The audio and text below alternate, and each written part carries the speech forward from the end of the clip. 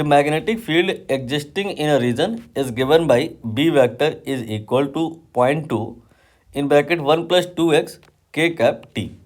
A square loop of h 50 centimeter carrying 0.5 ampere current is placed in xy plane with its edges parallel to the xy axis as shown in the figure.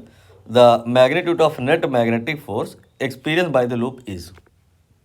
आसान भाषा में अगर कहें तो ऐसा है यहाँ पे कि एक करंट कैरिंग लूप है और यहाँ पर मैग्नेटिक फील्ड एग्जिस्ट कर रही है जिसका डायरेक्शन के कैप है, यानी कि आप एक यहाँ पे डॉट बना सकते हो. Dot stand for field is plane perpendicular and coming outward. ये फील्ड यहाँ पे बनाई है, ऐसा नहीं कि यहीं पे है, हर जगह है, यहाँ भी है, यहाँ भी है, यहाँ भी है, हर जगह है. तो इस करंट कैरिंग लूप में, इस क्लोज्ड लूप में फोर्स कितना लगेगा ये बताना है. आपने तो पढ़ रखा होगा कि जो क्लोज्ड लूप होता है उसका जो डिस्प्लेसमेंट होता है वो ज़ीरो होता है और इसलिए फोर्स यहाँ पे ज़ीरो आएगा. ऐसा यहाँ नहीं होगा. क्लोज लूप में डिस्प्लेसमेंट ज़ीरो होता है, ये बात सही है. फोर्स ज़ीरो होता है, ये भी बात सही है, बट कंडीशनल है. ये तब होता है जब जो आपका बी वेक्टर हो वो कांस्टेंट हो, एक्स पे पोजीशन पे डिपेंड ना कर रहा हो. यहाँ पे देखिए आपका जो फंक्शन है बी का, उसमें आप देखिए यहाँ पे एक्स दिखाई दे रहा होगा. इससे आपको क्लियरिटी आ गई कि यहाँ पे मैग्नेटिक फील्ड जो है वो कांस्टेंट नहीं है. मैग्नेटिक फील्ड अगर कांस्टेंट नहीं है तो फोर्स ज़ीरो नहीं होगा. निकालना पड़ेगा, निकाल के देखना पड़ेगा कि कितना होगा. तो फिर इसका प्रोसीजर क्या है? प्रोसीजर ये है कि आप लूप को छोटे छोटे सेगमेंट में ब्रेक कर लेंगे और हर एक सेगमेंट पे फोर्स निकालेंगे और फिर उनको ऐड कर देंगे. तो यहाँ पर हम लूप का नामकरण करेंगे. इधर ए हो गया, इधर बी हो गया, इधर सी हो गया, इधर डी हो गया. ठीक है. नाउ अगर हम पॉइंट ए पर बात करें या पॉइंट डी पर बात करें, दोनों ही जगह पे एक्स की जो वैल्यू होगी वो आपको समझ में आ गया होगा कि कितनी होगी. वो यहाँ पर डायरेक्ट लिखी हुई है 2. But if we talk about x coordinate at point B या फिर सी, तो यहाँ पर एक्स की जो वैल्यू आएगी वो कितनी आएगी. यहाँ पर देखना पड़ेगा कि ए से बी तक की वैल्यू, एज की जो लेंथ है वो कितनी है. 50 सेंटीमीटर, यू कैन से 0.5. तो यहाँ पर 0.5 मीटर हो गया, राइट. तो फिर यहाँ पर जो फील्ड आएगा अलग आएगा इस जगह पे और इस जगह पे अलग आएगा. सपोज इधर जो फील्ड है वो B1 है और दूसरी तरफ जो फील्ड है वो आपकी B2 है. B1 B2 निश्चित तौर पे कह सकते हैं हम लोग कि बराबर नहीं आएगा. रीज़न x की वैल्यू अलग अलग है और यहाँ पर x जब हम पुट करेंगे, अलग अलग पुट करेंगे तो फील्ड की वैल्यू अलग अलग आएगी. तो जो AD पर फोर्स आएगा वो अलग आएगा और जो CB पे फोर्स आएगा वो अलग आएगा.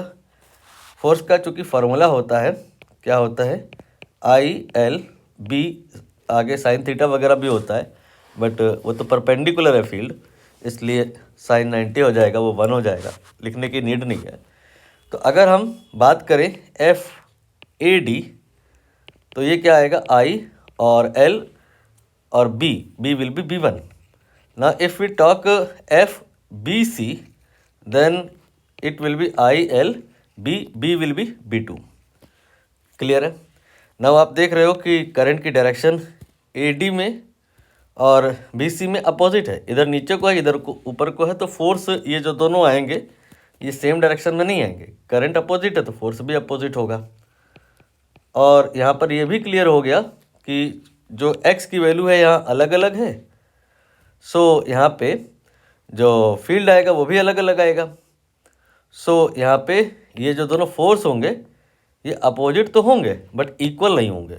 सो they will not cancel and resultant will not be zero. What will be the resultant? बड़े में से छोटा घटा दिया जाएगा. यहाँ पे x की वैल्यू ज़्यादा है, यहाँ रखेंगे तो b यहाँ पर जो आएगा वो ज़्यादा आएगा. ये आपका जो एफ बी सी है ये ज़्यादा होगा और इसी में से एफ ए डी माइनस कर देंगे तो रिजल्टेंट आ जाएगा। F resultant will be F B C then minus F A D. I और एल ये तो कॉमन हो जाएगा, ये आ जाएगा B2 माइनस B1।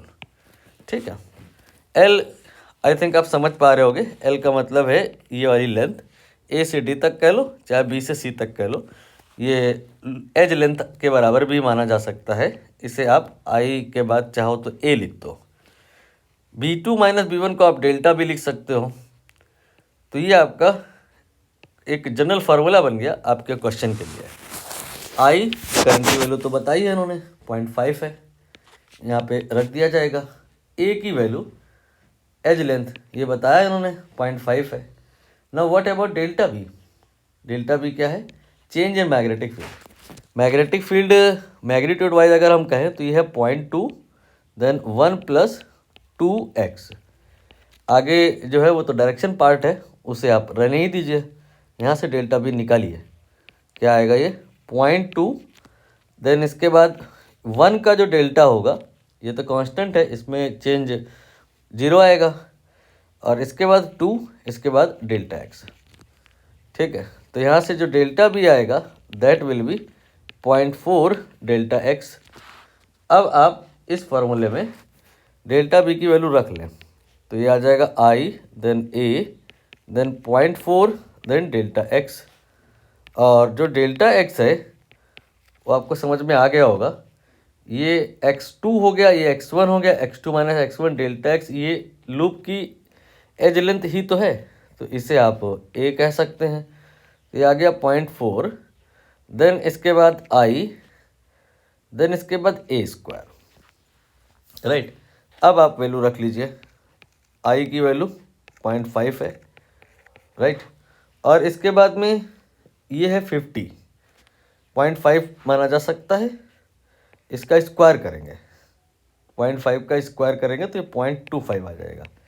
इससे जो आंसर आएगा that will be in newton, but we need in milli newton, so 10 की पावर 3 मैंने मल्टीप्लाई किया, तो ये आप 4 कर लीजिए तो 10 की 1 पावर कम हो गई।